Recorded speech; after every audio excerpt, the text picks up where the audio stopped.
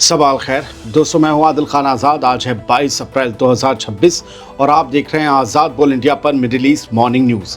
इस शो में आज आपको दिखाएंगे डोनाल्ड ट्रंप ने दी ईरान को जंग की धमकी। आज 22 अप्रैल की डेडलाइन खत्म होने से पहले बोले अमरीकी फौज है तैयार। रूस का हिला देने वाला बयान, कहा अमरीका के जाल में फंस गया ईरान। होर्मुज में फंसे हजारों जहाजों को निकालने का मास्टर प्लान, यूएन बनाएगा ह्यूमैनिटेरियन कॉरिडोर। व्हाइट फॉस्फोरस से हुआ हमला, साउथ लेबनान में इसराइली फौज ने बैन हथियारों से उड़ाई सीज फायर की धज्जियां, फलस्तीनी पोर्टर का इल्जाम। वेस्ट बैंक में वहशियाना हमला, दहशतगर्द इसराइली सेटलर्स ने किया कई फलस्तीनियों का कत्ल। और लीबिया में 33 साल बाद रूस की वापसी, बेनगाजी शहर में दोबारा कौंसलेट जनरल खोलने का रूस ने किया ऐलान। रूस बढ़ा रहा अफ्रीका में अपना असर। शुरुआत करते हैं इस शो की। डोनाल्ड ट्रंप ने ईरान के खिलाफ दोबारा जंग शुरू करने का इशारा दिया है। मिडिल ईस्ट में सुकून की उम्मीदें अब खत्म होती दिख रही हैं। मिली जुली खबरें आती हैं, कभी बात बन गई, कभी नहीं बनी। 22 अप्रैल यानी आज खत्म हो रहे सीज फायर से ठीक पहले अमेरिका के सदर डोनाल्ड ट्रंप ने साफ कर दिया है कि वो इसे आगे बढ़ाने के मूड में बिल्कुल नहीं है। ट्रंप का कहना है कि उनकी मिलिट्री रेडी टू गो है और अगर डील नहीं हुई तो दोबारा जंग शुरू हो सकती है। उधर ईरान ने भी अपने तेवर सख्त कर लिए हैं। ईरान का कहना है कि वो धमकी के साए में और अमरीकी नाकेबंदी के रहते हुए कोई बातचीत नहीं करेगा। हालांकि बीच में खबरें आईं कि ईरान बातचीत को राजी है। अमेरिका के सदर डोनाल्ड ट्रंप ने जहां अपनी टीम को पाकिस्तान भेजने का इशारा दिया है, वहीं ईरान ने फिलहाल किसी भी नए नेगोशिएशन से साफ इनकार कर दिया है। अब पूरी दुनिया की नज़रें 22 अप्रैल यानी आज की डेडलाइन पर हैं कि क्या सुलह होगी या फिर शुरू होगी एक और अजीम जंग, एक महाजंग। बढ़ते आगे, रूस ने कहा है कि ईरान अमेरिका के जाल में फंस चुका है। ये बड़ी सीरियस खबर है। रूस के वजीर खारजा फॉरेन मिनिस्टर सरगेई लावरोव ने ईरान और अमेरिका के बीच चल रही बातचीत को लेकर एक बहुत ही बड़ा और सनसनीखेज बयान दिया है। लावरोव पुतिन के बाद दूसरे नंबर की हैसियत रखते हैं। 21 अप्रैल की शाम को आए रूस की न्यूज़ एजेंसी तास की रिपोर्ट के मुताबिक लावरोव ने कहा कि अमेरिका के साथ चल रही इस बातचीत में उन्हें सिर्फ धमकियां और वादे नज़र आ रहे हैं। ज़मीनी हकीकत में कुछ भी नहीं बदला है। लावरोव ने आगाह किया कि ईरान एक बार फिर अमेरिका के झूठे वादों के जाल में फंस चुका है। फंसने जा रहा है नहीं, फंस चुका है, रूस कह रहा है। उन्होंने 2015 की न्यूक्लियर डील यानी JCPOA का हवाला देते हुए कहा कि ईरान पहले भी इन वादों पर भरोसा करके धोखा खा चुका है। दरअसल 2 रोज़ पहले या 2 रात पहले डोनाल्ड ट्रंप ने कहा था कि हम जो डील ला रहे हैं वो JCPOA से भी अच्छी है। लावरोव का कहना है कि पाकिस्तान में होने वाली नई बातचीत के हालात पर रूस की पैनी नज़र है, लेकिन यहाँ माहौल ऐसा है कि 24 घंटे के अंदर 10 बार पासा पलट सकता है। उन्होंने साफ कहा कि अगर मौजूदा कोशिशों से 2015 जैसा कोई समझौता दोबारा मुमकिन होता है, तभी इसे एक बड़ी कामयाबी माना जाएगा।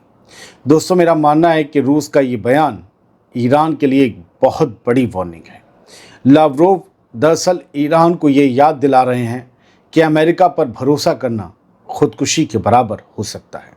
जब ट्रंप एक तरफ डील की बात करते हैं और दूसरी तरफ ईरान के पावर प्लांट उड़ाने की धमकी देते हैं, तो रूस का झूठे वादों वाला ये जुमला बिल्कुल फिट बैठता है कि अमेरिका झूठे वादे कर रहा है।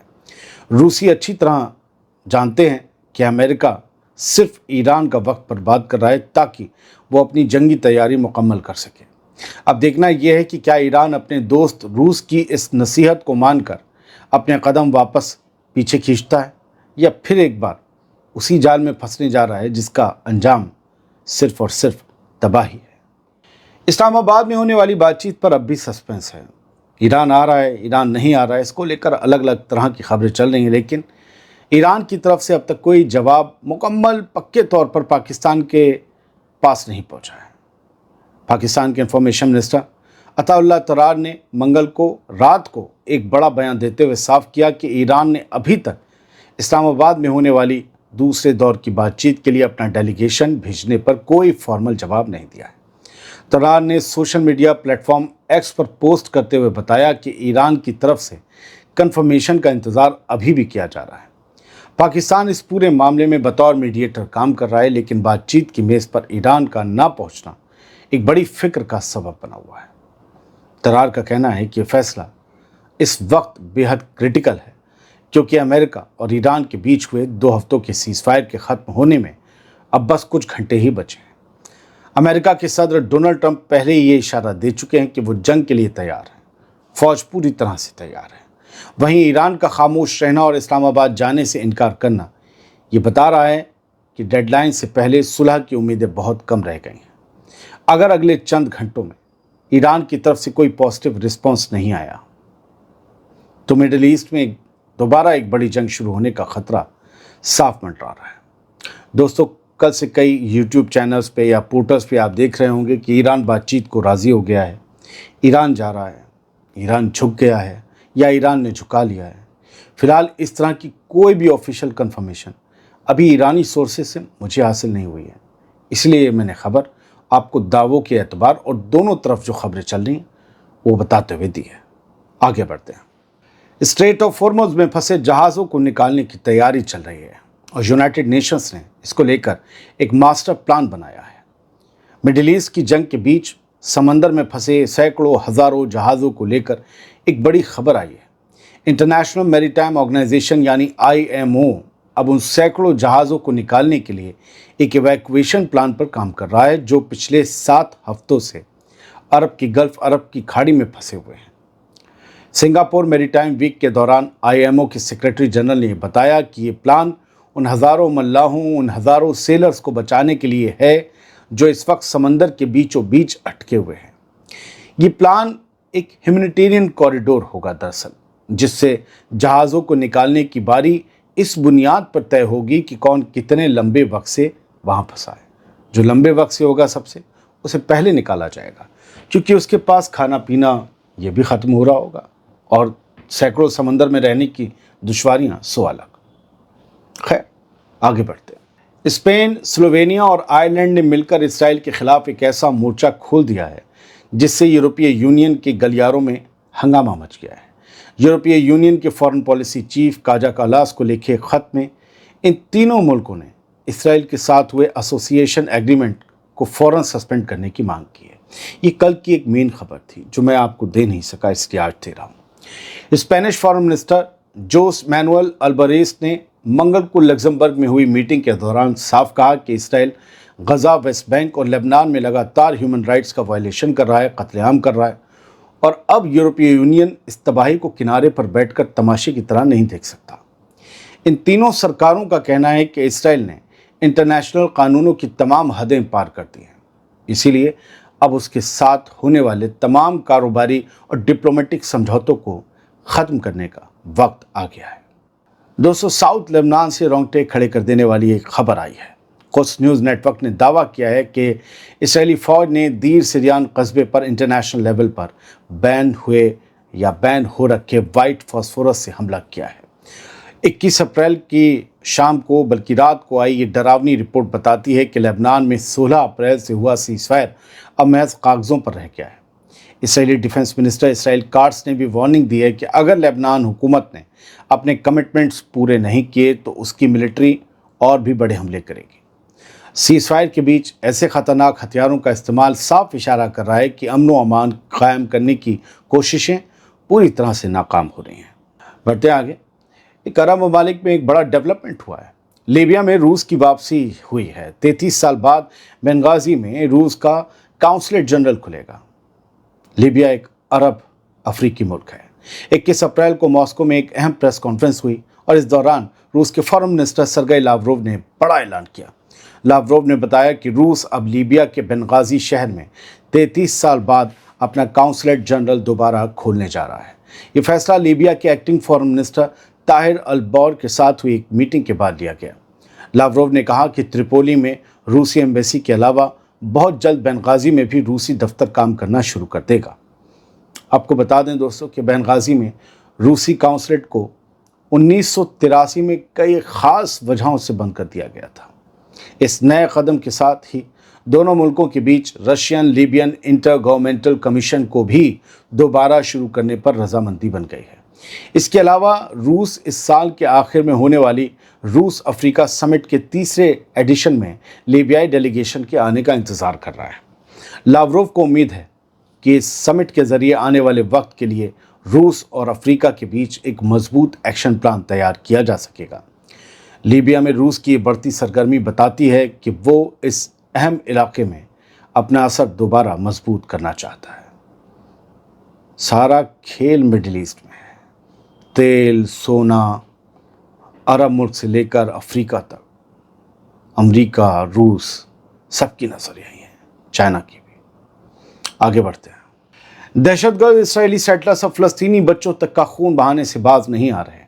یہ 21 اپریل کی سب سے بڑی خبروں میں سے ایک خبر تھی جو ایران کی جنگ کے شور میں کہیں دب گئی۔ ویسٹ بینک میں ہوئے ایک بڑے حملے کے بعد حالات بے حد خراب ہونے کے امکان ہیں۔ منگل کی صبح سے ہی ویسٹ بینک کے الگ الگ علاقوں میں اسرائیلی سیٹلرز اور اس کی فوجوں نے مل کر وحشیانہ حملہ بول دیا، جس میں 2 نابالغ لڑکوں اور ایک عورت سمیت 4 فلسطینیوں کی موت ہو گئی، انہیں قتل کر دیا گیا۔ فلسطینی ہیلتھ منسٹری کے مطابق رام اللہ کے مشرق میں موجود المغیر گاؤں میں اسرائیلی سیٹلرز نے 2 فلسطینیوں کو سرے عام قتل کر دیا۔ یہ ان میں سے ایک سیٹلر کی تصویر بتائی جا رہی جو وردی میں آپ کو دکھ رہا ہے۔ ویسٹ بینک کے اور بلکہ اسکول جا رہے تھے بچے، تب ان پر حملہ کیا گیا۔ میرے پاس ویڈیوز تھے، میں نہیں دکھا سکتا۔ ویسٹ بینک کے چشمدیدوں کا کہنا ہے کہ سیٹلرز نے نہتے لوگوں پر اندھا دھند فائرنگ کی، جس کا مقصد صرف اور صرف دہشت پھیلانا تھا۔ فلسطینی عوام میں اس وحشیانہ حملے کے بعد بھاری غصہ ہے اور پورے ویسٹ بینک میں ٹینشن اپنے عروج پر پہنچ گئی ہے۔ معصوم بچوں اور عورتوں کو نشانہ بنانا صاف ظاہر کرتا ہے کہ ان حیوان حملہ وروں کو کسی بھی قانون یا انسانیت کا ڈر نہیں رہ گیا ہے۔ سوچئے، یہ حیوان اپنے ہاتھوں میں بندوق لے کر یہ سمجھتے ہیں کہ وہ بچوں اور عورتوں سے زیادہ طاقتور ہے۔ الاقصی مسجد میں یہودی سیٹلرز کی گھسپیٹ ایک بار پھر سامنے آئی ہے۔ مسلمانوں کے جذبات سے کھلواڑ کیا گیا ہے۔ قبضے والے یروشلم سے ایک بار پھر بھڑکانے والی خبر سامنے آ رہی ہے۔ اسرائیلی میموریل ڈے کے موقع پر بھاری تعداد میں یہودی سیٹلرز الاقصی مسجد کمپاؤنڈ کے احاطے میں گھس گئے اور وہاں اپنی مذہبی رسمیں، اپنے ٹالموڈک رائچولز ادا کیے۔ اسرائیلی فوج کی سخت سیکیورٹی کے بیچ کی گئی یہ گھسپیٹ پوری دنیا کے کروڑوں مسلمانوں کے جذبات کو بری طرح بھڑکانے والی کارروائی ہے۔ ہمارے یہاں کے اندھ بھکتوں کو ہم بتا دیں کہ یونائٹڈ نیشنز کے چارٹر کے حساب سے ویسٹ بینک فلسطینیوں کا ہے، الاقصی مسجد بھی فلسطینیوں کی اور مسلمانوں کی ہے۔ یہاں سیٹلرز، اسرائیلی، یہودی کوئی نہیں گھس سکتا۔ چشمدیدوں کے مطابق سیٹلرز نے مسجد کے احاطے میں گھوم گھوم کر اکسانے والی حرکتیں کی، جسے مسجد کی حرمت کے خلاف ایک بڑی سازش مانا جا رہا ہے۔ رمضان کے بعد اور علاقے میں جاری زبردست ٹینشن کے بیچ اس طرح کی حرکتیں آگ میں گھی ڈالنے کا کام کر رہی ہیں۔ عید کو 1 مہینہ ہو رہا ہے لیکن حرکتیں نہیں رک رہی۔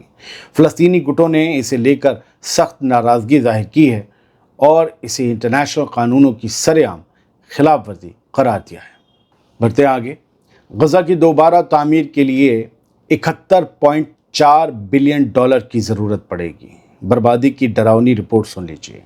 یورپی یونین، یونائٹڈ نیشنز اور ورلڈ بینک کی ایک جوائنٹ رپورٹ نے غزہ میں ہوئی تباہی کا وہ خوفناک منظر پیش کیا ہے جو یہ بتاتا ہے کہ غزہ کو ٹھیک کرنے میں اب کئی دہائیاں لگیں گی۔ رپورٹ 21 اپریل کو آئی ہے۔ رپورٹ کے مطابق اس جنگ نے غزہ کو اس قدر ملبے میں تبدیل کر دیا ہے کہ اگلے 10 سالوں میں اس کی ریکوری اور دوبارہ تعمیر کے لیے تقریباً 71.4 بلین ڈالر کی بھاری بھرکم رقم کی ضرورت ہوگی۔